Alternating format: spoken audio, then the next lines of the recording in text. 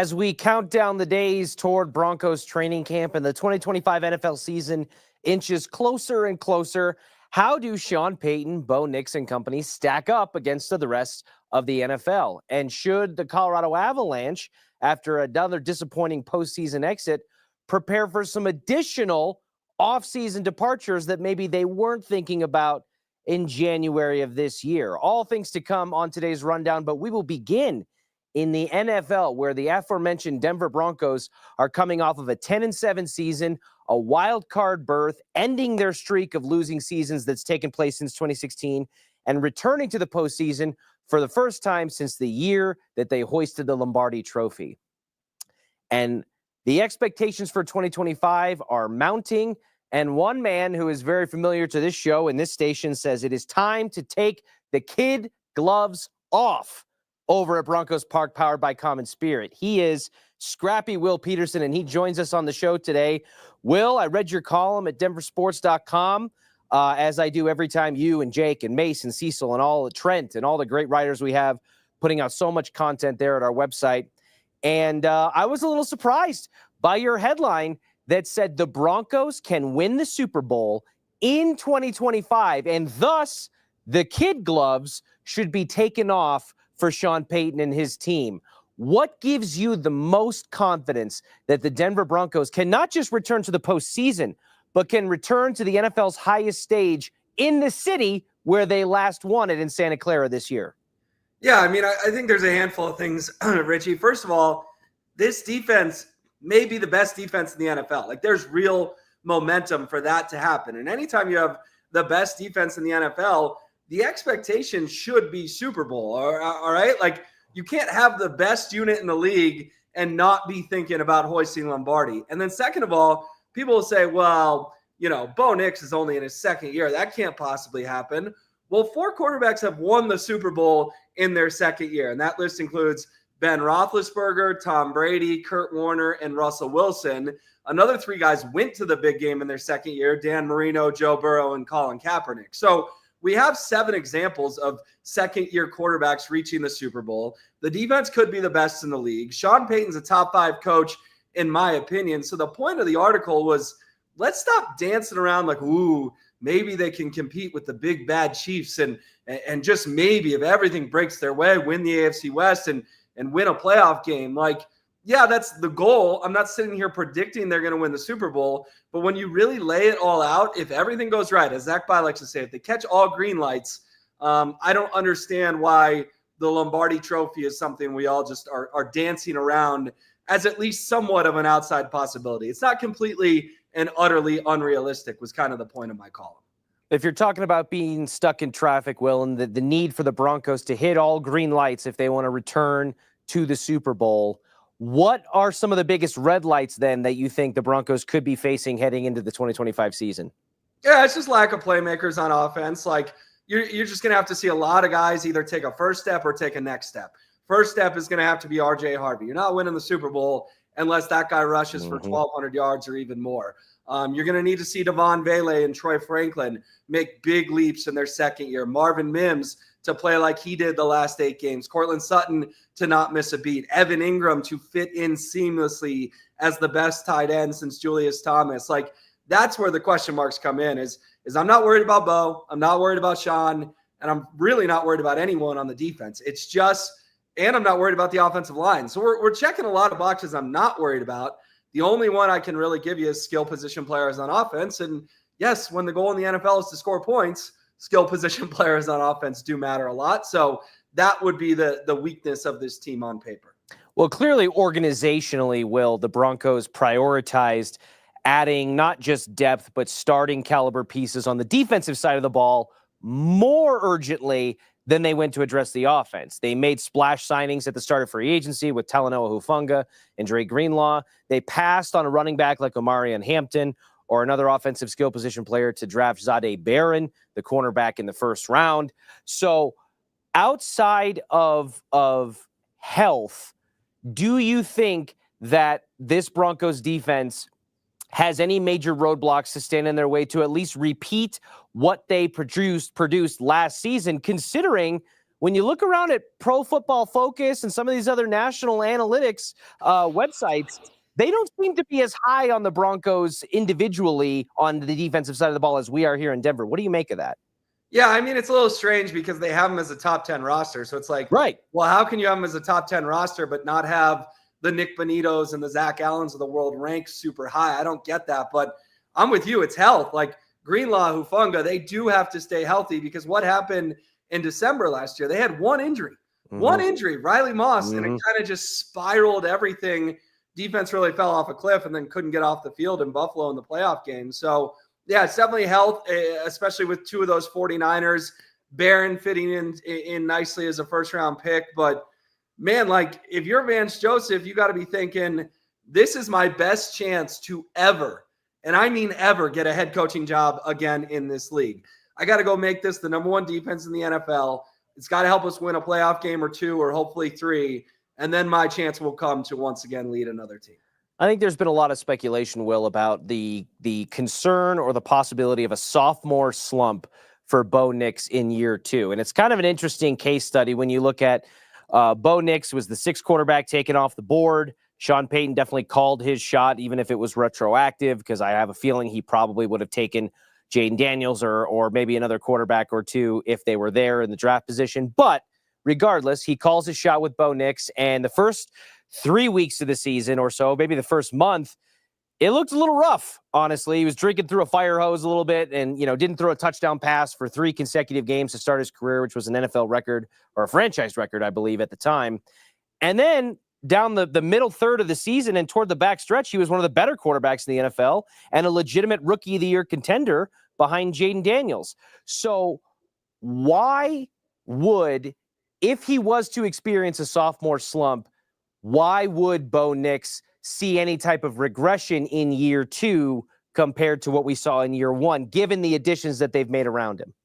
Yeah, I don't see it because you just kind of laid it out. Like, he threw for the 6th most touchdown passes in the NFL last year. He could have thrown for the 3rd or 4th most if the first month wasn't so rough. So everything for Bo Nix is trending in the correct direction. Like, people say, well, maybe defenses can figure him out. Well, defenses aren't studying him, week 12 against the Commanders. They're not putting in install for the Broncos. They only have 3-4 days to study him and try to figure him out. So to me, for a guy who just climbed the mountain higher and higher and higher, I don't see him falling off a cliff. Like, I think it's just sort of a talking point because it's easy and it's popular. And CJ Stroud had a sophomore slump last year. Made the playoffs. And he made the playoffs, won a playoff game, could have beaten the Chiefs in the divisional round. Like, there's just no evidence other than the fact that it's June and people are going, well, maybe he'll have a sophomore slump. Well, no one's really backed up why he could have a sophomore slump. So I don't see that. In fact, again, I gave you the examples, the 7 names that went to the Super Bowl in their second year. I think Bo Nix, not predicting it, but I think he does have an outside shot to be the 8th guy to join that club. Well, you did predict the Broncos. If you're not going to predict them to win a Super Bowl here, if I remember correctly listening to you on Denver Sports tonight, you did predict the Broncos to have a pretty decent record on schedule release night. Why don't you refresh our audience here for what your overall record prediction is for the Broncos in 2025? Yeah, I landed on 13-4, Richie. And here's the thing. Woo! If you're 13-4, you're probably the 1 seed, maybe the 2 seed if Buffalo or Baltimore gets hot. But let's go through the AFC, okay? Buffalo and Baltimore can't win the big game in January. They've proven that time and time again. Cincinnati does not have a defense. No one in the AFC South is scary. And I think that window in Kansas City is shutting more than anyone's willing to really say, other than a handful of people here at Denver Sports and on 104.3 The Fan. So, I mean, the AFC is actually open. And if you're the 1 seed, which 13-4, let's be honest, probably gets you the 1 seed. It's gotta. The NFL does you a tremendous amount of favors. You get the only bye, and you only have to win 2 games to go to the Super Bowl. Let's say they're the 1. Who's going to be the 4? The winner of the AFC South, probably the Houston Texans. So all you have to do is beat the Texans at home to go to the AFC title game, and then you're hosting it against Baltimore or Buffalo or Kansas City, and anything can happen. So, again, it's June. We're getting ahead of ourselves. I get it. But there's a path there that, people may see the headline and go, this guy's crazy. Well, if you really start to think about it, I'm not so sure how crazy it all sounds. Okay, well, listen, they're a 13-4 record. They got a puncher's chance in this hypothetical scenario at a 1 seed in the AFC. And with that, adding into, your column at DenverSports.com that says it's time to take the kid gloves off of this team and that they can, not will, can win a Super Bowl. What is the floor baseline expectation for the Broncos in 2025? Where is the bar set for what would be considered a successful or a disappointing season, given that they're coming off of the season they had last year with the expectations that you've set forth for them today? Got to win 10. Got to win 10 at the bare minimum. You're still playing a third place schedule. Let's not forget that. Mm-hmm. You got third in the AFC West last year. You got what, the AFC South on the docket this year. You got the pathetic Giants and Cowboys here in Denver. You got to go to London to face the lowly Jets. I mean, you start with the Titans, like 10. Like, Richie, if it's not double digits, something went horribly wrong. So we'll knock on all the wood, because I can't picture a scenario where this team wins fewer than 10 unless there's a major injury or something of that nature. Absolutely got to get to 10, get back in the postseason at the bare minimum. So that's the floor, though, for taking the kid gloves off, for a team that can win the Super Bowl. All they have to do is basically match the output that they got last year, despite having a reloaded defense and at least some more weapons and hopefully a better run game on offense. All they have to do to avoid the disappointment of Scrappy Will Peterson is just match what they did last year. We're not even getting to 11 or 12, which is still under the 13-4 prediction. See, now you're changing how you're framing the question. You asked me the floor. That doesn't mean I'm happy with the floor. Like in your life, do you shoot for the bare minimum? More than I should. Well, more than I should. I'm kidding. I do too sometimes. But I think that's kind of my point. It's like, that's going to be the number where I'm not going to fly off the handle and go insane and talk about what a failure the season was. That doesn't mean I'd be happy with 10. What would make you happy then? 12. Let me rephrase the question now. 12. Yeah. 12. Okay.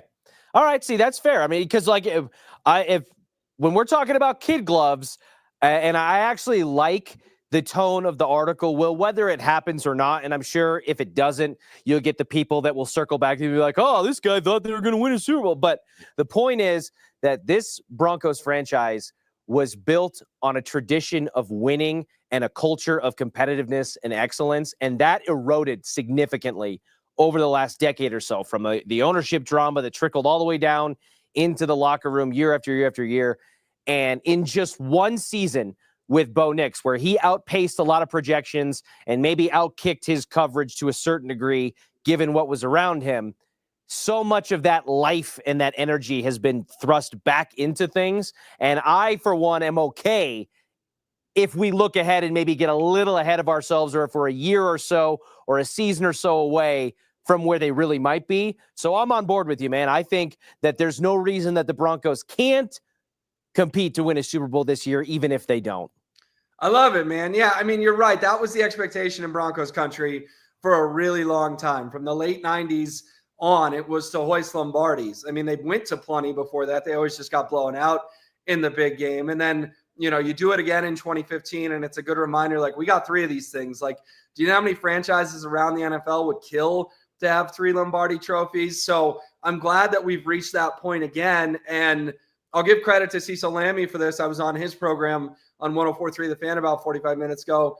This isn't the NBA, dude. There's not a heck of a lot of battle scars necessarily. Mm-hmm. Like, you can get hot. You can lightning in a bottle this thing. And that's would be the hope with the Broncos. It's not going to be like the Nuggets where you had to learn how to lose before you win. Fortunately, that's not how the NFL works in a one-and-done tournament. Anything can happen, especially if you have the number 1 defense in the league.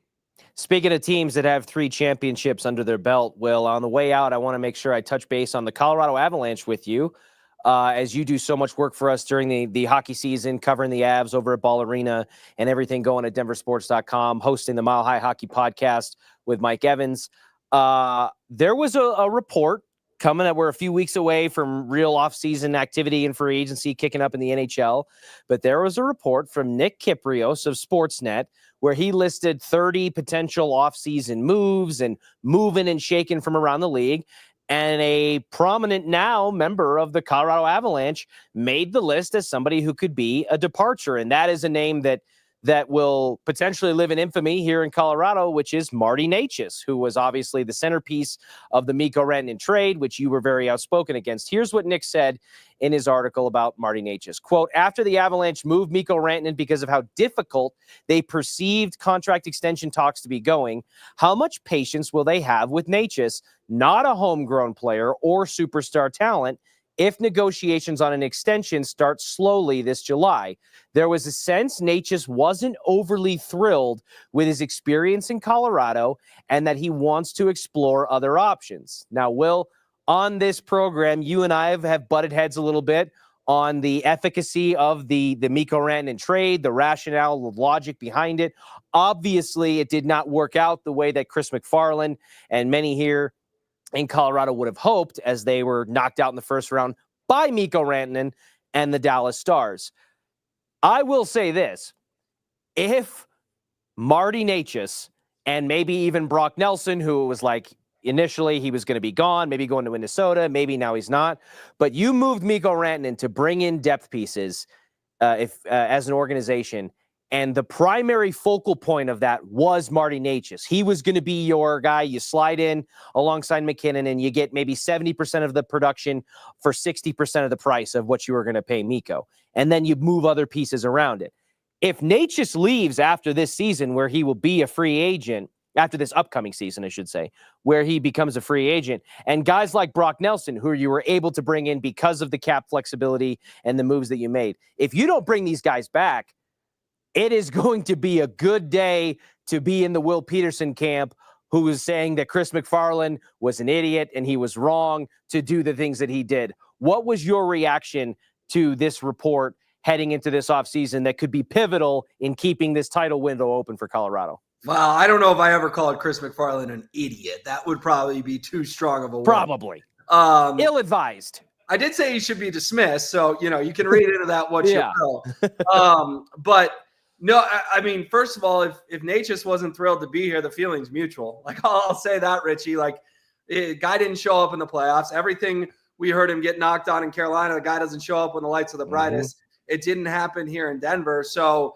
if you want to trade Necas this summer to get something for him before he leaves next summer, I'm all for it, right? Like, Mikko Rantanen ended your season. You can't dance around that. I don't care what happened in the Western Conference Final with Mikko and the Dallas Stars. Like, he went 2 rounds further. He ended your season. So maybe you do need to wash that whole trade and move Necas for someone else. It's kind of bold that Necas, there would be this report. Now, and the report could be wrong, to be fair to Marty Necas, but it's all speculation. I mean, if he wasn't thrilled here, it's like, you realize the Avs traded a top 10 player in their franchise's history for your services, and you weren't thrilled that an organization was willing to take this big a chance on you. My retort to that would be play better. Play better. You didn't play well enough against the Dallas Stars, Marty Necas. So, listen, if he's not going to be happy and he's going to be toxic in the locker room, trade him this summer, Richie. Flip him for someone else. Get new energy in here if that's the way his mindset is thinking right now. Well, beyond the implied, emotional connection you bring up, like this franchise traded a top 10 player in the history of their team, and they used you as the investment piece to justify doing that and all that. All that aside, because there's an element where Marty Necas would be like, I didn't know these guys, I don't know, whatever. You left a situation in Carolina and were slotted alongside arguably the best center in the National Hockey League in Nathan McKinnon. If that situation, being alongside one of the best players in hockey, isn't good enough for you or you don't like it, my friend, the grass is going to be a lot less green depending on where you end up. So that's a little bit of a precarious situation. It will definitely hurt the Avalanche's chances to keep this title window open if they are unable to retain the key pieces that they moved Mikko Rantanen for, because clearly Mikko's not going anywhere for a little while now in the Western Conference, and Colorado still has moves and pieces to make around Cale and around Nate if they want to remain contenders. And we'll see what happens with Brock Nelson and the like. I know that you and Jake and everybody at DenverSports.com will be all over it, as you always are. Thank you so much for joining me today, and we'll catch up again soon, man. Yeah, no problem. Trade Marty Necas to Buffalo or San Jose and see how much he likes that. There we go. A mic drop on the way out from Will Peterson. Scrappy Will, thanks as always for joining us. To the rest of you out there, have a wonderful rest of your Tuesday afternoon. We'll catch you at the same time in the same place tomorrow. I do what I love what I do. Second nature to put it